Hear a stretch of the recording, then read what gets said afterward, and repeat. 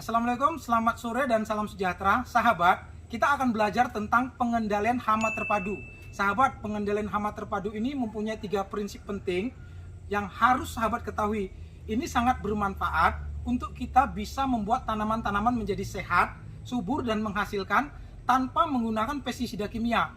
Dan bisa kita terapkan pada jenis tanaman apa saja, sayur-sayuran, buah-buahan, tanaman perkebunan, hortikultura, dan semuanya bisa kita terapkan prinsip pengendalian hama terpadu ini.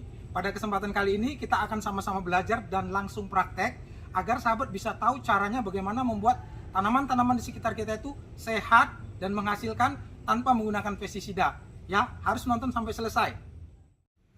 Prinsip dasar berkebun organik dengan pengendalian hama terpadunya adalah yang pertama, menanam tanaman secara rotasi dan companion.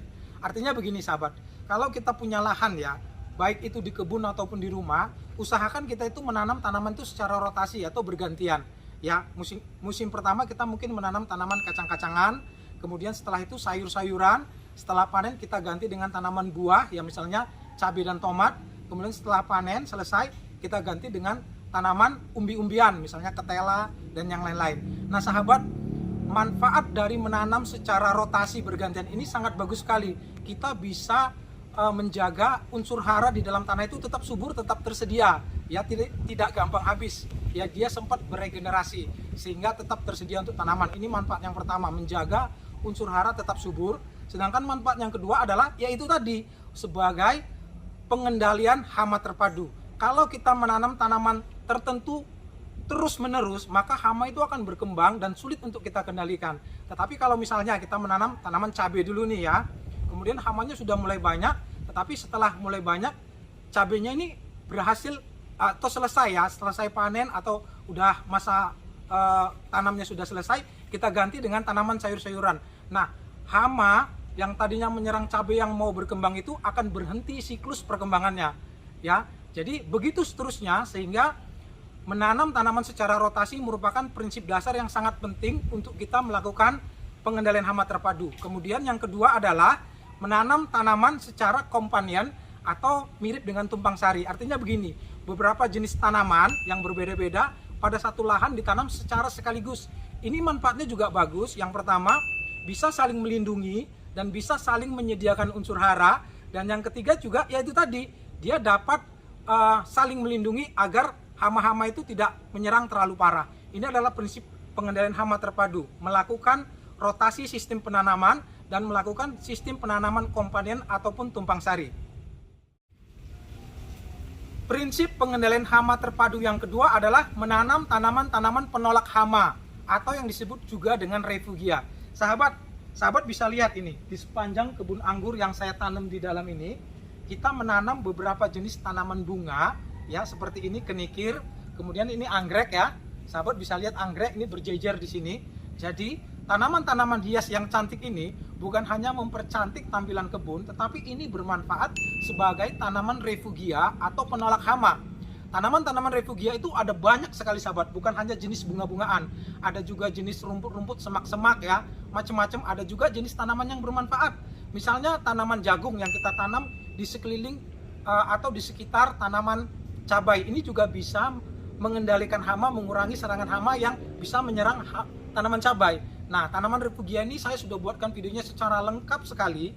Ya, ada 37 tanaman yang dapat kita tanam di sekitar kebun kita. Ada ini kenikir, ada zinia, ada macam-macam bunga pukul 8 dan yang lain-lain. Sahabat harus lihat ya dan tanam di sekitar kebun kita agar kita dapat mengurangi serangan hama ya dengan menanam tanaman ini saja.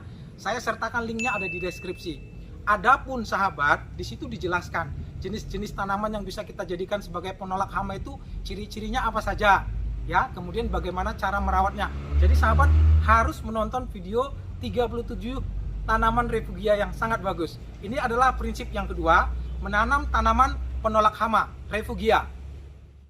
Prinsip dasar yang ketiga, pengendalian hama terpadu adalah mengendalikan hama tidak menggunakan pestisida kimia. Yang pertama sekali yang bisa kita lakukan adalah memasang pagar seperti ini. Pagar ini bisa apa saja sahabat ya, bisa tanaman yang kita bentuk menjadi pagar ataupun seperti ini paranet ya, sekaligus juga bisa sebagai pelindung. Atau kita bisa memakai jaring-jaring yang lebih halus barangkali ya sahabatnya. Kalau misalnya di kebun yang luas ya, sebagai pagar pelindung untuk mengendalikan hama, kita juga sebagai pemecah angin ya. Misalnya kalau kebunnya luas menanam cabai, kita bisa menggunakan plastik ya yang dibentangkan, kemudian kita olesi dengan minyak atau oli bekas, sehingga nanti serangga-serangga itu bisa lengket di situ, tanaman kita di dalamnya menjadi lebih aman. Ini merupakan prinsip pengendalian hama yang terpadu. Sedangkan prinsip pengendalian hama yang juga bisa kita lakukan adalah mengendalikan hama secara manual, sahabat. Ya, kalau kita berbicara secara organik, kita bisa kendalikan secara manual.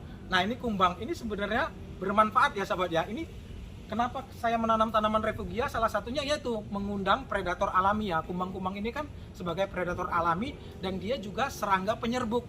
Jadi kalau kita menanam tanaman di dalam yang berbuah, kenapa kadang-kadang tanaman itu rontok, nggak berbuah sempurna? Karena penyerbukan tidak berhasil secara maksimal. Karena apa? Serangga penyerbuknya mati disemprot sama pestisida. Nah itu, aduh sampai di mana tadi ceritanya? Intinya pengendalian hama itu prinsip yang ketiga.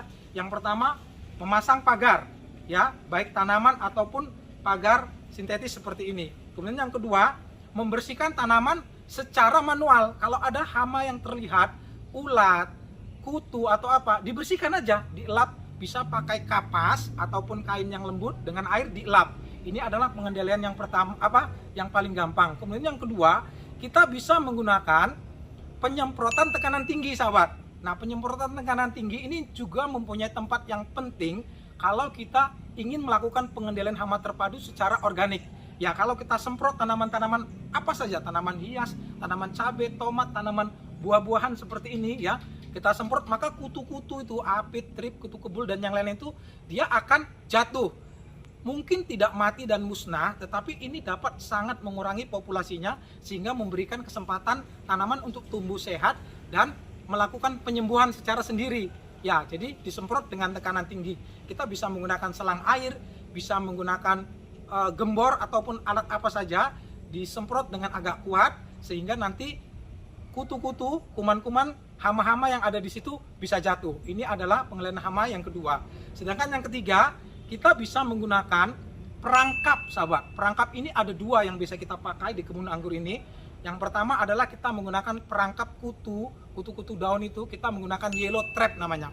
Bisa menggunakan botol aqua yang kita cat berwarna kuning ataupun kita lapisi dengan kertas berwarna kuning, kemudian kita lumuri minyak, kemudian kita gantung pada ukuran 5 x 5 meter, kita letakkan pada kebun apa saja, kebun cabai, kebun tomat, kebun sayur, kebun buah-buahan seperti ini.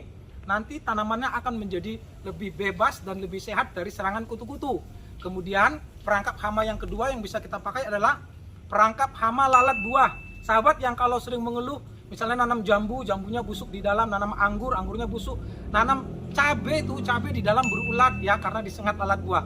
Kita bisa menggunakan dengan perangkap lalat buah dengan alat seperti ini ya.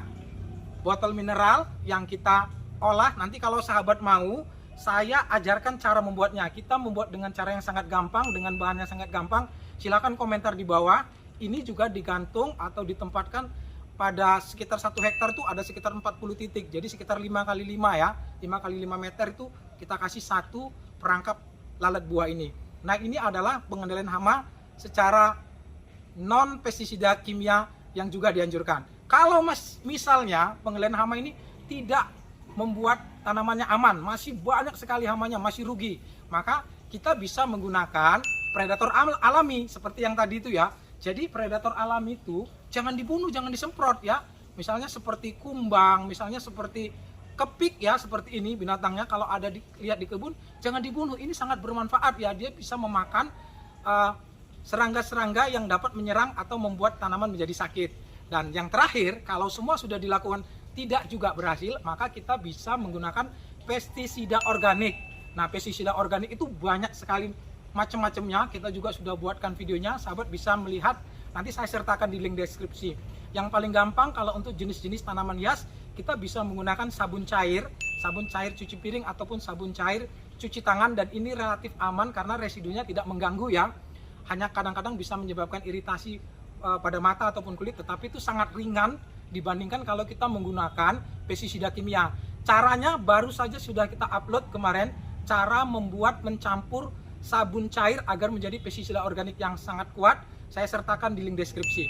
Nah sahabat, itu adalah 3 prinsip utama pengendalian hama terpadu yang dapat saya jelaskan pada sore hari ini. Semoga saja bermanfaat, dan kalau sahabat merasa ada manfaat, silahkan share video ini sebanyak-banyaknya agar video tersebut bisa sampai ke lebih banyak orang. Dan sahabat, kalau sahabat merasa ada yang perlu saya jelaskan, misalnya tentang membuat perangkap tadi, ya perangkap kutu dan perangkap lalat buah, silahkan komentar di bawah ya. Saya akan buatkan caranya dengan bahan-bahan yang ada di sekitar kita. Terima kasih. Assalamualaikum.